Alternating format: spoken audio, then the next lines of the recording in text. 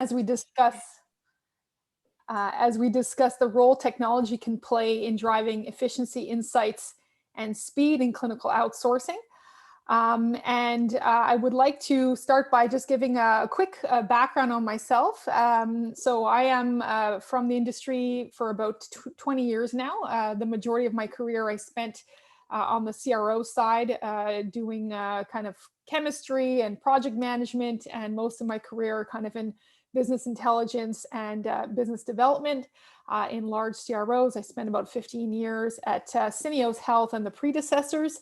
I am based in Montreal, and I've been with Strategikon, who is the developer of Clinical Maestro, for about 3 years. Clinical Maestro is a cloud-based SaaS platform for the digitization of clinical business operations processes. That's outsourcing, study planning, study budgeting, accruals, and forecasting. And we're really excited to be here today. So we'd like to start by just doing some very quick introductions. I'm going to call out your name, and please just take a few seconds to introduce yourself. I don't actually see all the names. Well, I'll start with Ron, since I know Ron. Ron, go ahead. Would you like to introduce yourself? So sorry, I was on mute. Yes, hi, Farah. Nice seeing you here. And my background is a serial entrepreneur. I've started many companies in the life sciences and some in the consumer products. My background is varied. I take many roles in different roles in different companies, and I'm happy to be here. Great.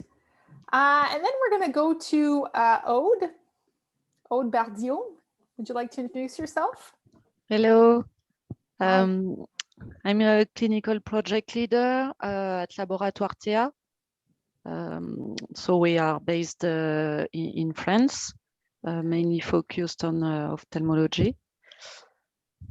So we used to outsource all our clinical trial. Great. So you're interested in this topic then, I suppose. Yeah. Okay. Then we'll move to Dawn. Hi, my name's Dawn Phillips, and I'm Director of Clinical Outcomes Research at Regenix Bio. Great. Thank you, Dawn. And Thierry Guillard. Hello, my name is Thierry Guillard. I'm working as a clinical supply manager for biotech located in Switzerland, Santhera Pharmaceuticals. And as we are a small biotech, we outsource most of our activities. We keep here in-house the coordination and project management and medical affairs and so on, but we outsource all the execution work from IMP packaging, distribution, clinical, CRO, and so on. Great. Thank you, Thierry. Aldo? Hi, yes, I'm Aldo Georgia. I work for Esclapion Pharmaceutical as a CRA. It's a company based in Baltimore, Maryland, the United States. And yeah, since we're a small company, we're also looking to outsource as much as we can. So, thank you. Great. And I think that's it. Did I miss anybody? I do see we have two of our guests from Proventa. Go ahead, Jim. Oh, yes, Jim, sorry. Yeah, I was speaking earlier, so I have this fancy Proventa background. Oh, that's right. So I'm Jim Marshall. I work for Bristol Myers Squibb's biologics campus in the US in Massachusetts. We are a drug substance manufacturer. We make both clinical and commercial manufacturing. And so again, when we engage in a lot of outsourcing, this is just a good learning opportunity for me to kind of hear more about what goes on the patient supply end of things. So thank you for having me today. My pleasure. And we also have Karen, who's my colleague. Karen, would you like to introduce yourself?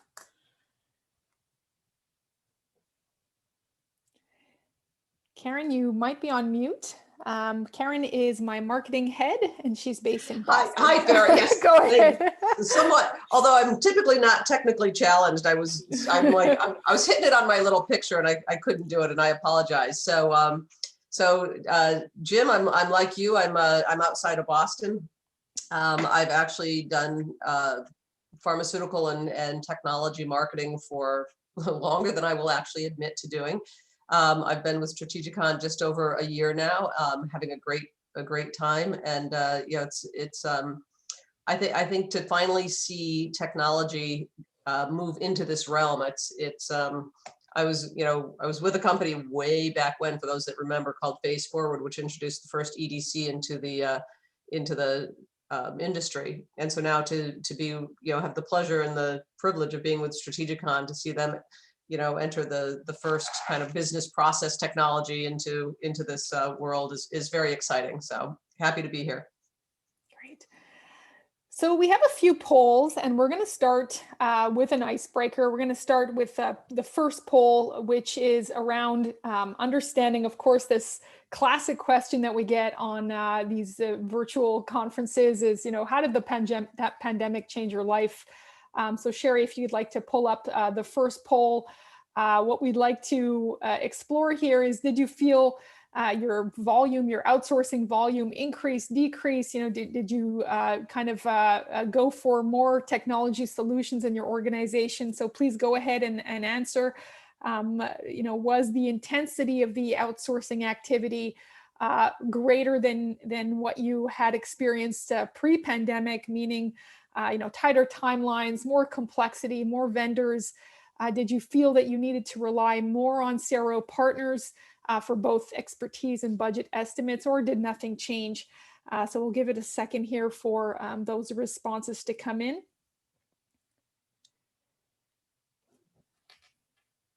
All right, I'm just going to give it a few more seconds. Go ahead and hit your vote. I think we have about the majority that did come in. Okay, so we'll stop it there. Would you like to share the results? There we go. I can hit. Okay. So it looks like we definitely have a split group here. Some experienced no change, and others experienced that there was an increase in intensity.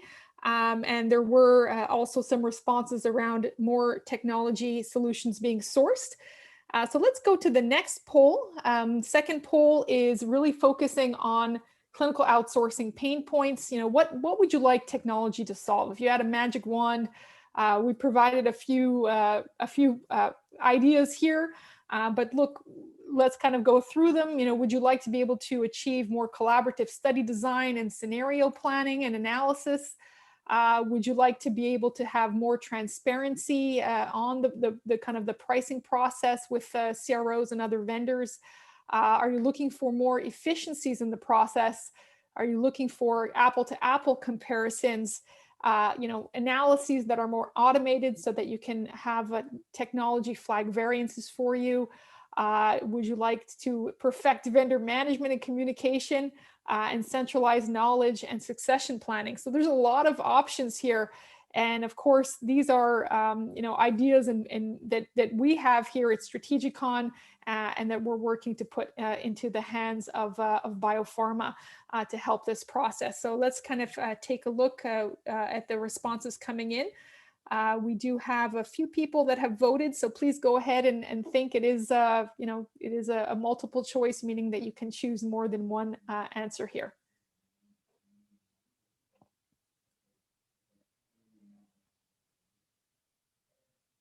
Okay, we'll give it just a few more seconds. Okay, Sherry, let's go ahead and share the results. Perfect. So it looks like vendor management and communication is certainly a pain point, hard to manage. I guess that comes in on top. Workflow efficiencies as well, and kind of a good wish list across pricing transparency, budget comparisons, automated analyses, and knowledge centralization. So thank you for that. We are going to take a slightly different format, perhaps, than certainly the roundtable that I joined this morning. It is nice that we have a nice kind of smaller group here, so hopefully we can get through a lot of the questions. I have about 6 questions planned, and what we're going to be talking about kind of falls in 3 themes or 3 buckets. So firstly, we want to talk about, what are the pain points? What are the things that need to be solved using technology when it comes to clinical outsourcing? So some of the ideas that we have, let's understand how are we doing it today? What is the status quo? What might the application landscape be in your organization? What's that ecosystem for technology the reality that you're living in? And what might be the appetite for change in your organization? A lot of these topics seem to be quite soft, but they are very important in terms of the success of actually bringing in disruptive technology and thriving using that technology. Then we're going to kind of focus a little bit on solutions. So I'll be asking a few questions, on how you set priorities, how you vet providers, who are your stakeholders, how do you kind of engage those stakeholders and select the right time to bring in a solution, and how do you properly resource that solution to successfully implement it in your organization? And then finally, when we talk about action, so this is all talk, but at the end of the day, in order to progress, we do want to see more technology being implemented in the industry to help drive that change. How can you be successful in doing so? What are the best practices? What level of communication do you need? What kind of culture do you need to actually execute change? And what kind of commitment needs to be in place for success? So that's going to be the theme of today. So let's move to the first question. I'm going to call on some of you. If you'd like to respond, please go ahead and jump in. You can hit the hand raise button as well, or you can simply just raise your hand. So let's kind of understand the state of the industry. So what we see is that clinical business operations, that is planning and budgeting and outsourcing and managing the budget post award and post contract, kind of through the life of the study, doing accruals and forecasting. All those groups of activity we kind of call business operations. And this represents about 10% of trial cost, but yet has only received about 3% of technology investment in the industry in the last 10 years. And if you contrast that with kind of e-clinical technologies like EDC, there's been a lot more investment on that side. So that being said, let's go to the first question. Is really, maybe this is a 3-part question. I'd love to know what does the outsourcing technology landscape look like in your organization? What are some of the tools that you might be using? And what do you foresee as some of the challenges to implementing outsourcing technology in your organization?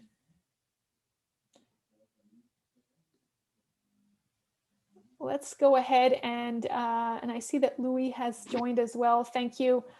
Are there any volunteers for this question? Otherwise, I'll just call on a few people here. Well, I can start, Farah. Sure. So from my experience working with really early stage companies, it's very hard to implement any technology. It's a new team usually that worked maybe a few months together, and the pockets of a company in the early stage are also very shallow, which makes investments very hard. So people are reverting to the old paper and pencil type approach to manage the early days of the company. Clearly, when the company starts to evolve and get bigger, and if it's successful and have more studies in different areas, investment in technologies happen naturally, but that happens much farther downstream, many years after the inception. Is from my experience. Mm-hmm.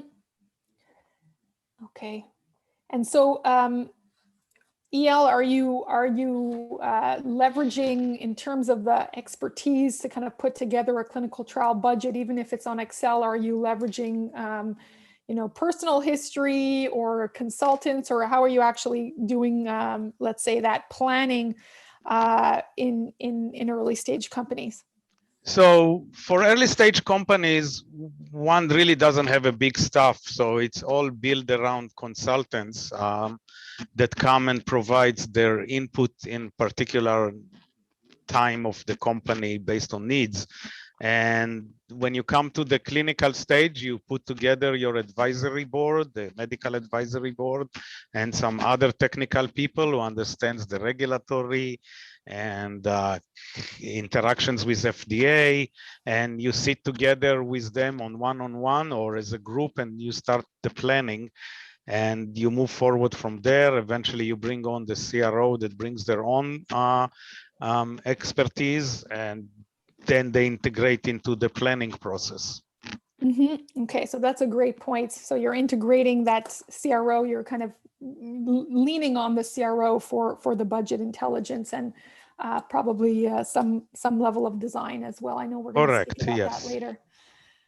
Okay, I'd love to hear from maybe Thierry, who mentioned at Santhera you're outsourcing a lot. Thierry, would you like to jump in? Well, we are a very small organization, and we do not use very sophisticated tools because, just to be clear, they are all very pricey. So we rely on good old Excel sheets, and we try to have a close communication to our vendors. I'm in charge of clinical supply, so I'm not so much concerned about management of CROs and clinical operations. I'm more into supply of IMP and packaging and distribution, but again, we use very basic and old school tools. And I think what was increased in this period, aside of making contacts to some new vendors to bridge some challenges that were caused by COVID, including especially patient distribution, one of the key factors for us was to have a closer communication with our vendors, meetings, perhaps a bit more frequently as we used before, perhaps closer reportings, because all these supply questions had become time critical, and we could not have the same lead time for supplies. So yeah, not much technology involved at our level, and that was also the reason why I was interested to hear what's being done by other companies who have perhaps a bit deeper pockets than ours to put tools in place. Great, thank you, Thierry. Does anyone want to respond to that? Yeah, anyone? I mean, I can comment also. This Sure. is Dawn, except for I'm driving, so that's why I'm not too engaged. So, you know, I think we see a lot, especially in the meetings, of very, you know, I call them sexy strategies where they all look wonderful. And, you know, I agree with all that's been said to date, but I think from an endpoint model, you have to pause and say, what is the data I will generate from this? How much will it cost? How does it align with our most important endpoints, right? Like, do we really want to put all of our money into this endpoint if it's exploratory? And really, the bigger picture as well is what level of validation has been done on it, how, you know, and so that you choose selectively which type of efficiency or engagement is going to give you the biggest bang for your buck. So for us, I think specifically engaging more with caregivers and patients in their home environment has been a big focus.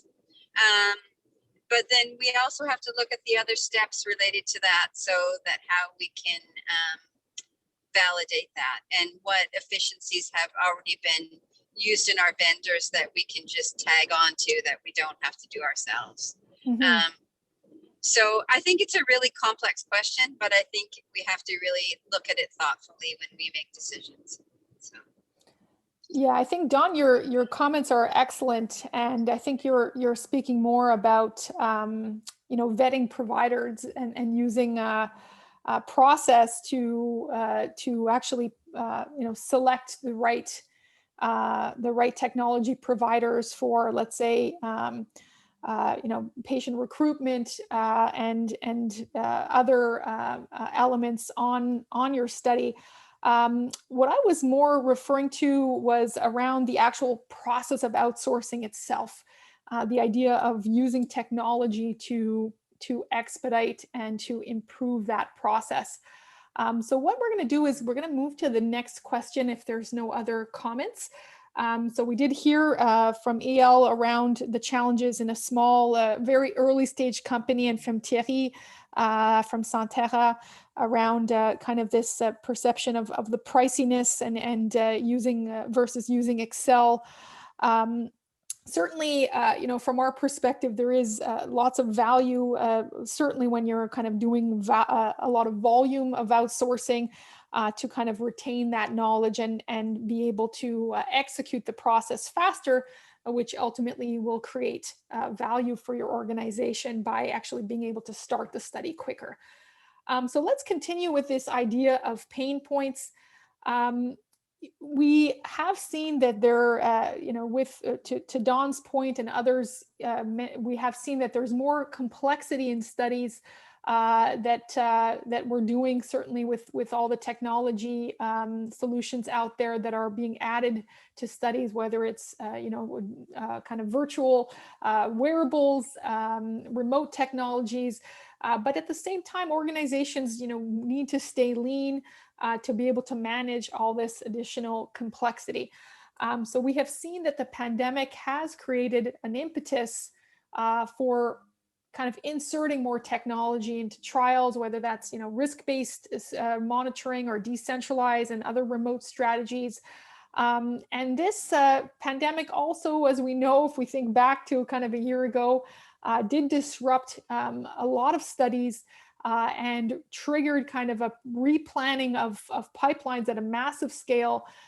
So I would really love to understand from your perspective, how did your organization manage the reforecasting of the pipeline? All these budgets and trials that were perhaps affected by COVID. Did you use any tools? How did you manage that load of work that had to actually be redesigned and replanned? And did you use some technology to analyze scenarios and figure out what would be the best way forward for your trial? So let's kind of think back to maybe a year ago when this all hit. I'd love to hear how your organization was affected.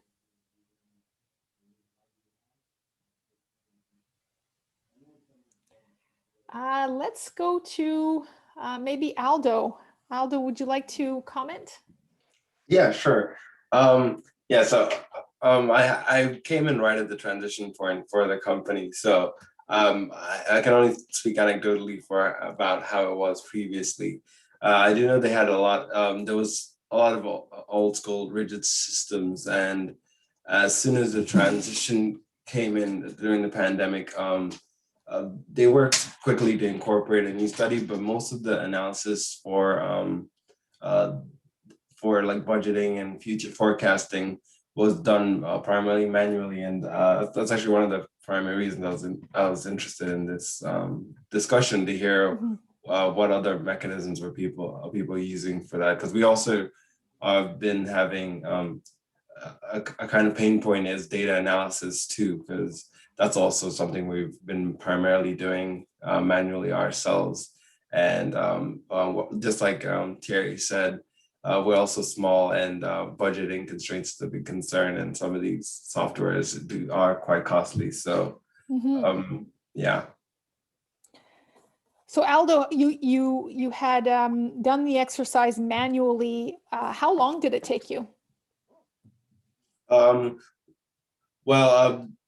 it was primarily the people who were there previous to me, and I believe it took them maybe a few months to really get the study together and figure out where they were going to pivot to, since the previous study couldn't really be executed as it was planned.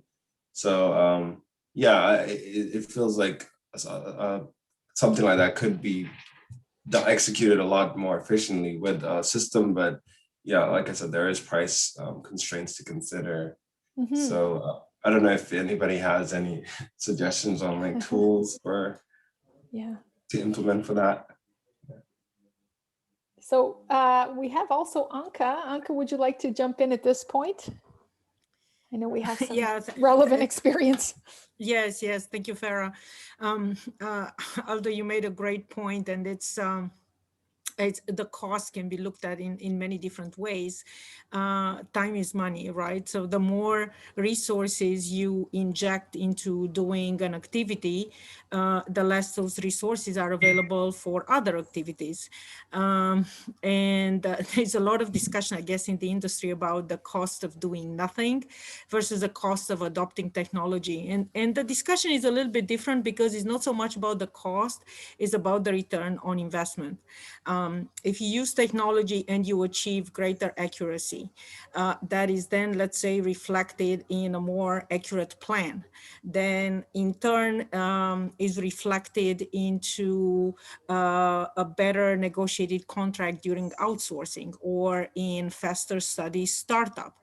Or in coming to the market sooner, or in avoiding a change order. All of these elements are so costly to a company, but the cost may not be visible right away.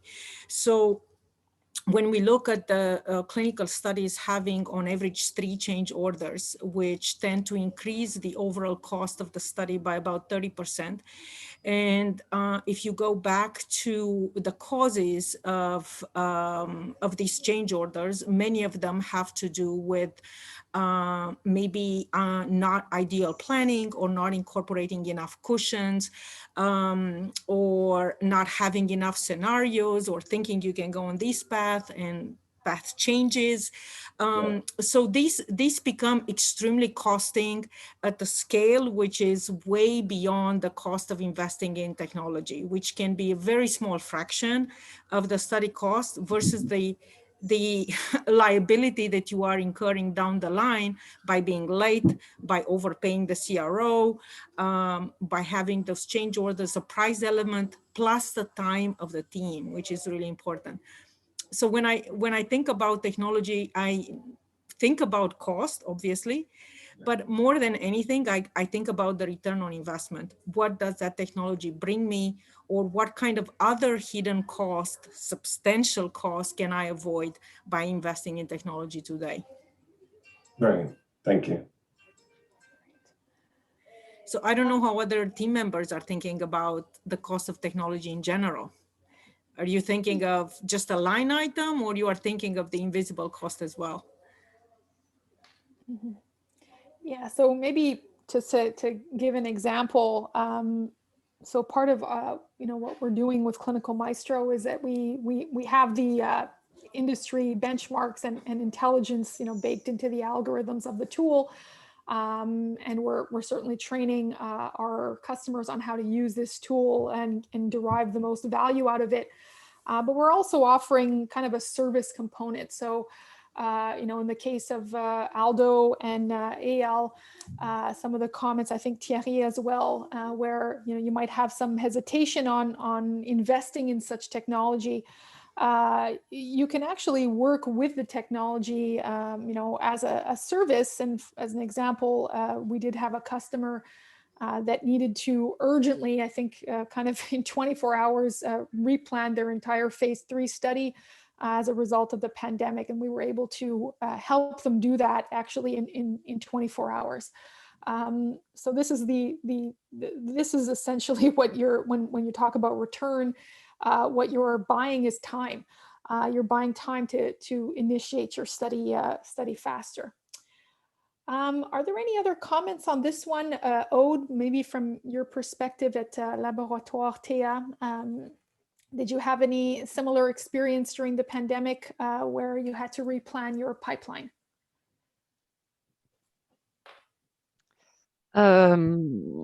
Yes, of course, we had to review our timelines and so on, but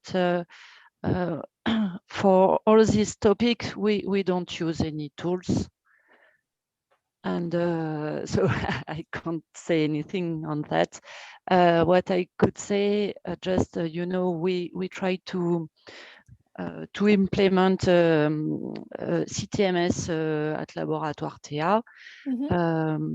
And also we try to have also our some partnership for EDC, but finally, you know, it's really expensive, and we need also to have resources internally to manage all these tools.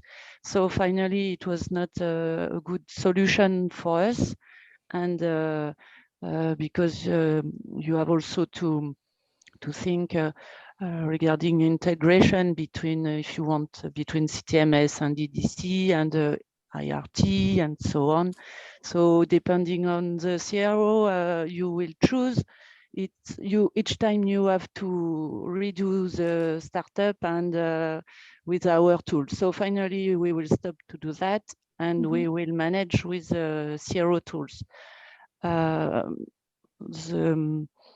inconvenient on that is that each time we will work with different CROs, we will have to learn how all the tools will work. And I know that for some CROs, it's really complicated. Everything is integrating in business intelligence, and it's not always easy to really understand how it works and to really have the good indicators, I would say, for the project management, I mean. And to that extent, even if you're using the CRO tool, you're still paying for it. So whether you pay for it directly or it comes as a pass-through cost, you need those for the quality of the data. So it's a bit of unavoidable, but you're making a great point on the business intelligence side, which is what the company needs to retain at the end of the day. Yeah. Great. Okay, I think those were some great comments, and it kind of takes us into our next question here, your comments, Aude, on the learning curve with CROs. So the third question is around the effective collaboration with CRO partners. You know, whether you have a competitive or a non-competitive outsourcing strategy, meaning that you're maybe working with you know, preferred partners. CROs do form an integral part of the successful design and execution of the study.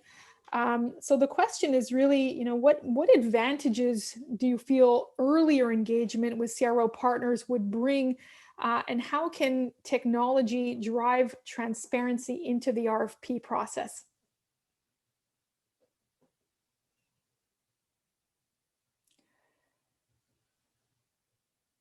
I know we have a new joiner as well, Subodh Kumar. Hi, Subodh, how are you? Hi everyone. I'm good. How are you doing?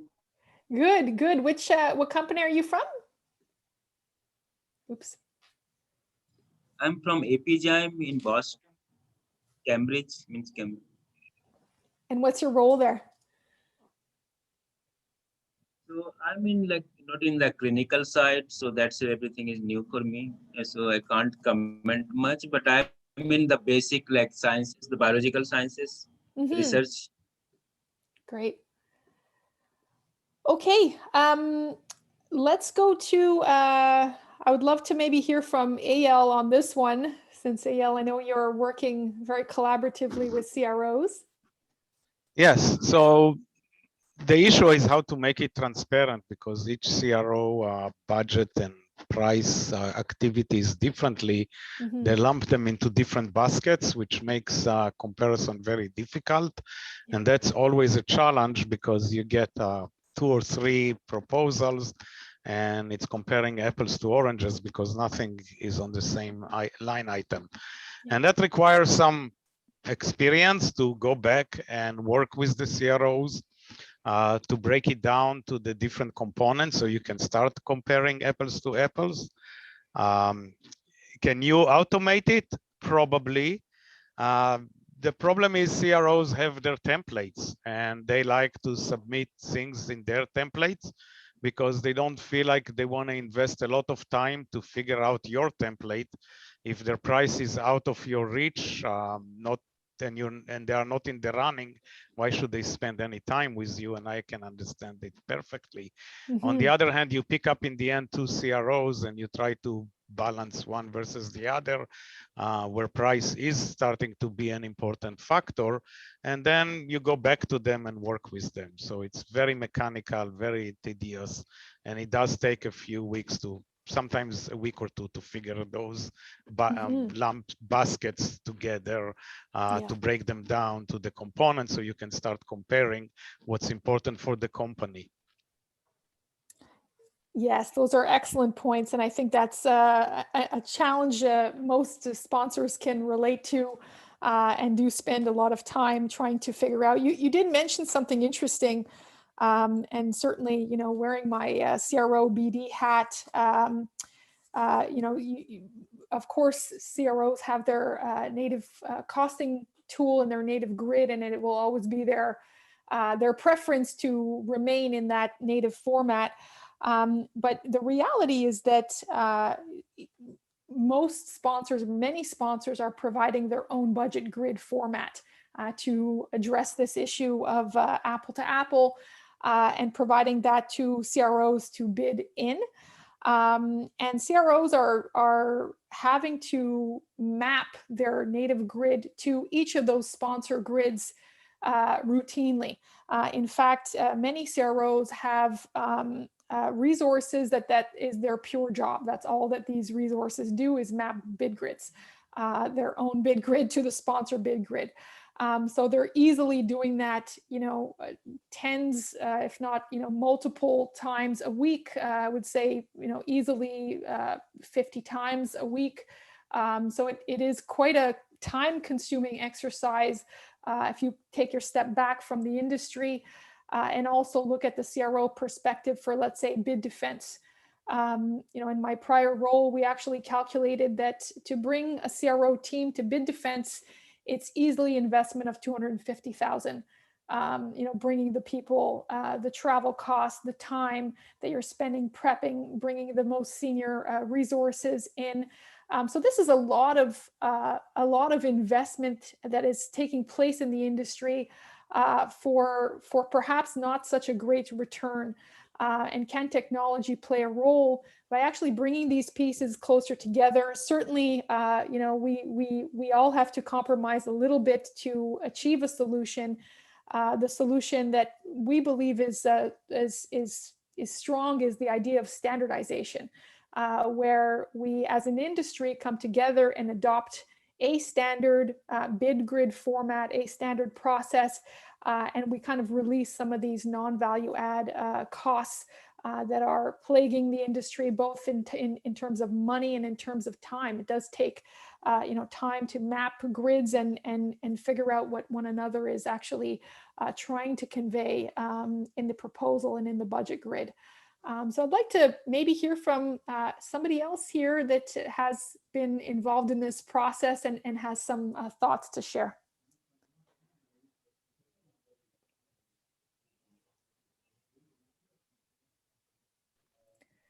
It's odd. I had recently received some CRO proposals, and before I asked them to complete my grid, what they did, even if finally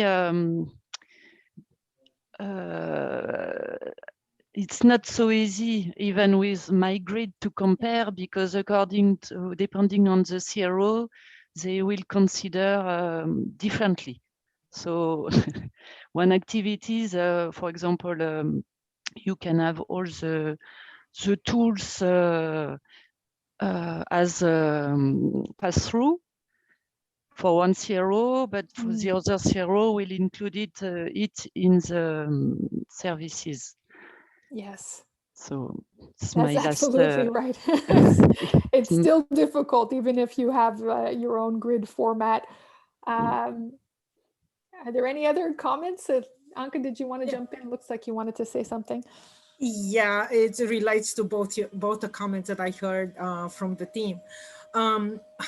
When you brought in a very, very important point, Farah, about standardization, and standardization was achieved in so many verticals within clinical trials with absolutely fantastic results. Think about the DIA ETMF standard. Before that was available, there are so many ways to organize the trial master file. Then the industry came together, they agreed on a certain file structure, and that enabled technology to move forward. There are numerous examples, from the MEDRA dictionary to the CD standards, you name it. But for many reasons, I think one of them being transparency and different organizational structure that has not been achieved in bidding. However, we have done quite a bit of analysis looking at quite a pool of standard, I say standard because they're all different, sponsored bid grids, as well as standard CRO bid grids. And these are the high-level observations. So sponsor tends to be less detailed. So in general, a sponsor doesn't want to go through 1,000 lines of budget. So you would consolidate anywhere from, I've seen it condensed as 20 to, let's say, an average of 200 to 300. The CROs have been merging and acquiring other CROs, and because of that, their own costing tool have emerged into really very large task lists, sometimes in the thousands. But at the end of the day, there is actually communality. Well, we like to look at pure tasks, which is a set of activities that leads to another. For example, you may have 10 different small activities leading to conducting site feasibility. But at the end of the day, if you look what those activities are, they're quite standard. You gotta figure out what the questions are. You have to look at the database for investigators. You have to send out a survey. You have to analyze the answers.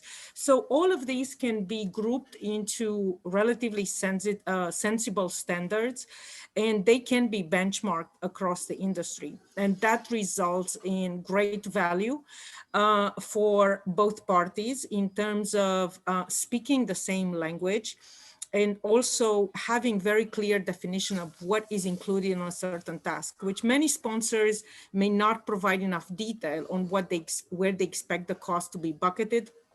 And to Farah's point, in the process of mapping, some of the information is lost.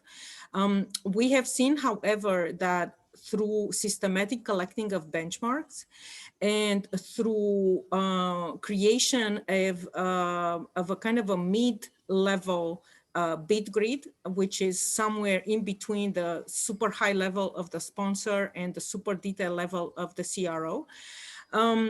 During the bidding process, a sponsor can save in excess of 10% of the total outsourcing costs. Now, think 10% is by no means a small number. It can be 300,000 on a $3 to $5 million study, but it can be significantly more on a mega study. I guess the message I'm trying to get across is standardization is very important, and it takes all to want to invest in adopting a common standard so you can realize its efficiencies at the end of the day, which are quite significant.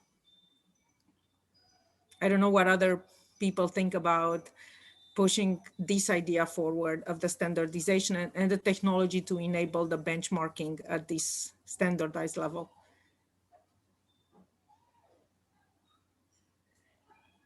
Yeah, I could ask you, Farah. I mean, you have a tool, Maestro. It's not the only one, but it's probably the leading one. How do you go about it convincing CROs to use your template of budgeting so it will become standardized? So you can become the standard of the industry, but that's not us. That comes from the CRO side. That's true. Yes. In fact, what we have found is that there is, we do map very well to the CRO budget, probably closer to the CRO format than the sponsor format. And the reason is we built the system this way. You know, we built it basically how a CRO would cost out a study. And what are the resources for every task? Where are those resources based? What is their, you know, their rate? How do those kind of elements come together? So we have had a pretty good success. Certainly it is an additional step for them to learn the first time, but we have been quite successful in getting CROs to bid, and really that comes with the sponsor you know, having that confidence to say, we're going to use this tool. If you want to bid on this opportunity, you need to use this tool. Of course, if you provide an out, you know, they're not going to want to take on an additional slight load. But in fact, once they do it once or twice, they realize, you know, it's actually not very difficult. They figure out the mapping key to their native costing grid. And the advantage of standardization is that every time they get a bid in Clinical Maestro, it's always the same mapping. So they don't have to reinvent the wheel for every sponsor. And the other thing is that we're really listening to their feedback, you know, so we kind of work with them to understand, and we engage the CRO when we are building bid grids, and not just CRO, other providers as well, like central labs, to make sure that, you know, the bid grid structure in our system is actually as accepted by the providers as it is by the sponsor, because without that alignment, you know, we're not really achieving our goal. So that's how we're doing it, EL. Is there a way like ECD was standardized and everybody now, no matter where you buy it, gives you the same structure?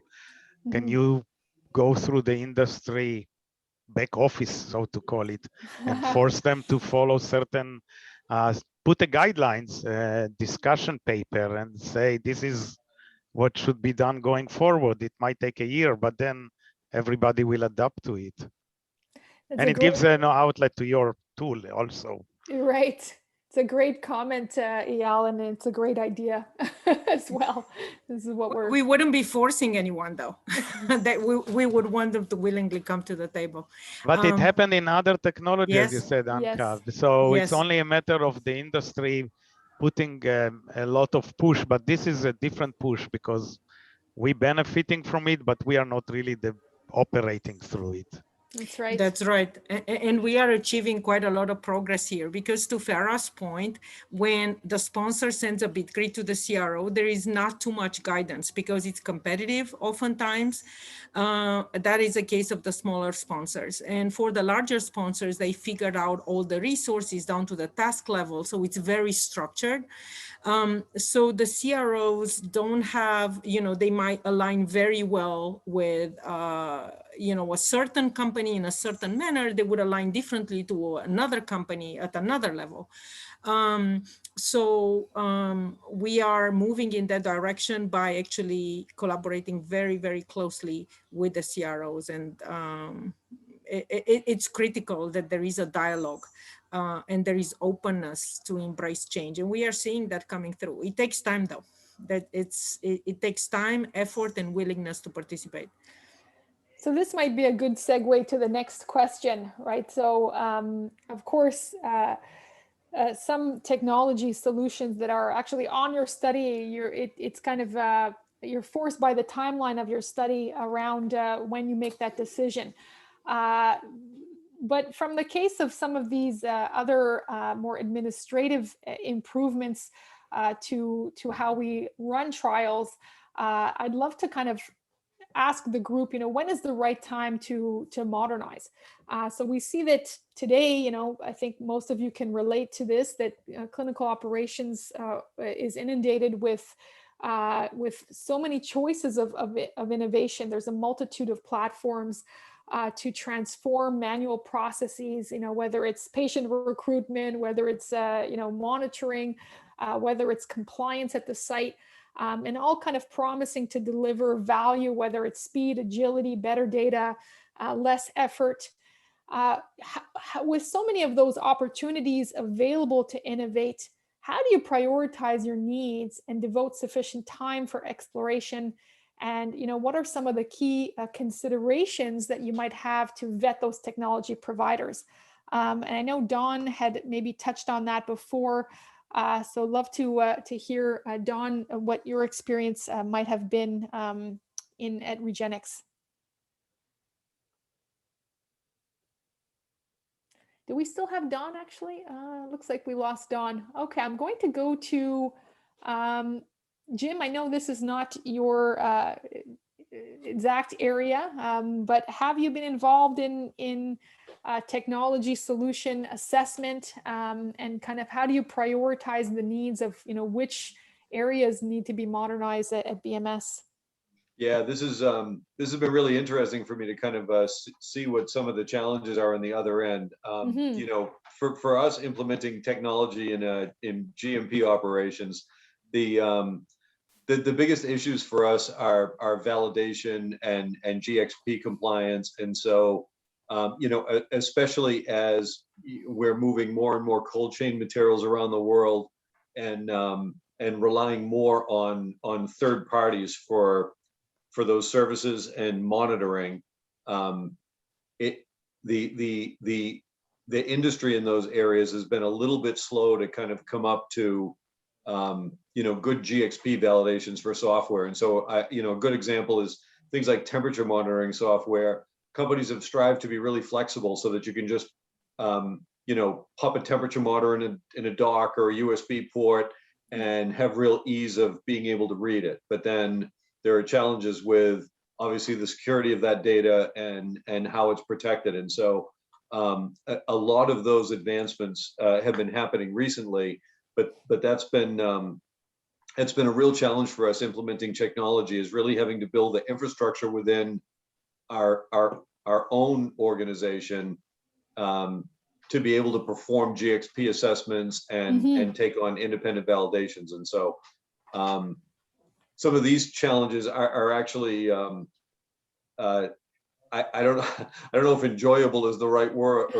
but like you can go after the challenges kind of operationally rather than having to think about, all of those compliance elements. So very interesting for me to listen to. So thank you. Great. Aldo has his hand up. Go ahead, Aldo.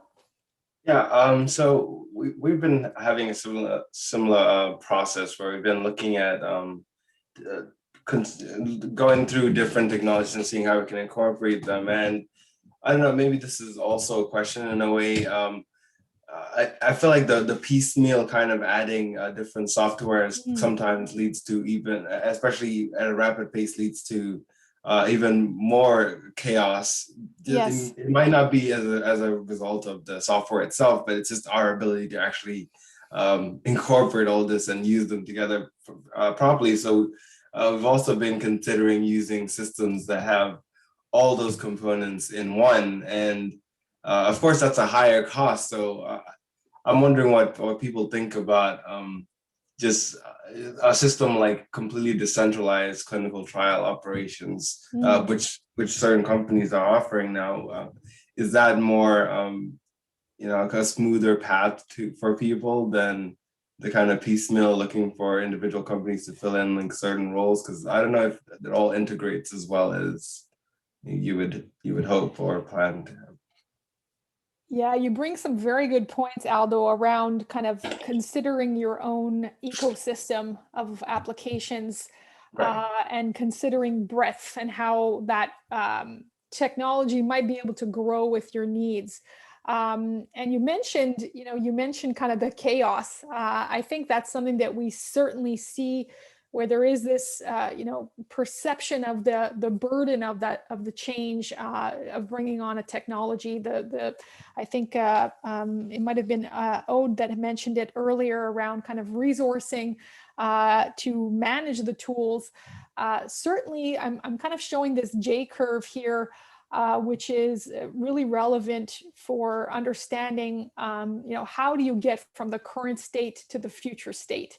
And there are some different paths, but all of those kind of include a dip, right, in productivity. And that dip is going to depend on perhaps, how best you're communicating internally, how best you're able to align, how best you're able to resource and ensure that you do have a strong empowerment of your team and alignment around kind of adopting that new technology, and also kind of staying the course and having that commitment through the period of disruption, where there is naturally going to be that dip of productivity as you learn how to do a new technology, but ultimately you will achieve a higher functioning state of productivity at the other end. So I'd love to hear any comments, and I know we're getting to the end of the time. I think this is a great place to continue. Yeah, so I haven't been involved with clinical operation implementation, but I've been involved with other digital approaches to simplify life in a company, anywhere from paperless batch records to quality assurance documentation. Oh, we lost your audio, Eyal.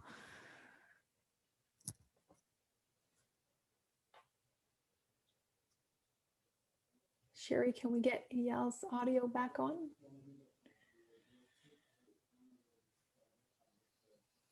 Is it on? Yes, now we hear you. Okay, sorry. Thanks. I don't know what happened. It sometimes happens. As I said, so in other systems, I gave a couple of examples. I don't know if you heard them. The use of electronic batch records, ETMFs, quality assurance documentation, and so on. They are not the focus of the company. The investors don't see it. So if you go to the deep, nobody knows about it except the group that handles it. Right. Clinical is such a high visibility, especially in a startup company. It's the company succeeds and fails. And if you get into the deep, everybody and their investors and corporate partners all know about it. So it's a very, very high risk deep, which you can take in other areas. That's part of the reluctancy that I seen in companies to jump into clinical operation improvements. Yeah. The risk is so high. If something goes wrong, the company could fail. It doesn't happen if the batch record, the electronic batch record failed. They can go immediately to paper and nobody even will know about it outside the company. Great comments, Eyal. I think that puts things in perspective. Sherry, how much more time do we have? Yeah, we actually have a minute or two left. Okay. Anyone would like the last word here today?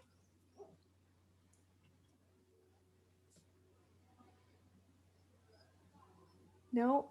Thierry, perhaps we'll give it to you since you've been quiet a little bit recently.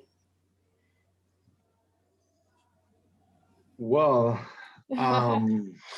it's a big challenge to end up on this topic, which is not really in my own area of expertise. As I said, I'm more involved in supplies than in clinical studies. But I just have a question, perhaps that gives some food for thought for further webinars. We have been talking a lot of integration between sponsors and CROs, and trying to establish the best connection and the most efficient connection to reduce time and cost. One place where I can see currently a growing resistance are the sites. And I have the feeling that, and especially for us small businesses, we are not Novartis or Pfizer. Sites are increasingly reluctant to use sponsor-provided systems. They insist on using their own because they have, of course, any right to pretend that they own them and they are used to them, and that takes less resources for them to manage the studies in their own systems. But that would be perhaps a question, how to get all actors in the same boat, sponsors and CROs, but also the sites, who are, of course, also a very important stakeholder of clinical studies.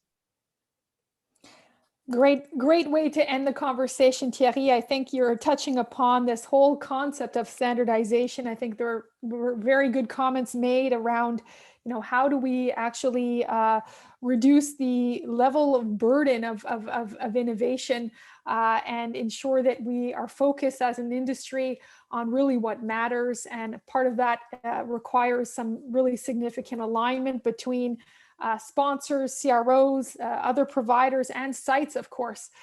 So I hope that you've enjoyed the conversation today. Thank you all so much. Appreciate to kind of connect with us on LinkedIn and contact me if you have any questions to learn more about our system. And thank you so much for joining the roundtable today. Yeah, thank you so much, Farah. Goodbye. Yeah, thank you so much, Farah. Thank you, everyone. Thank you. Have a great day. Thank you. Thanks. Bye. Excellent session. Bye-bye. Thank you, Eyal. Bye.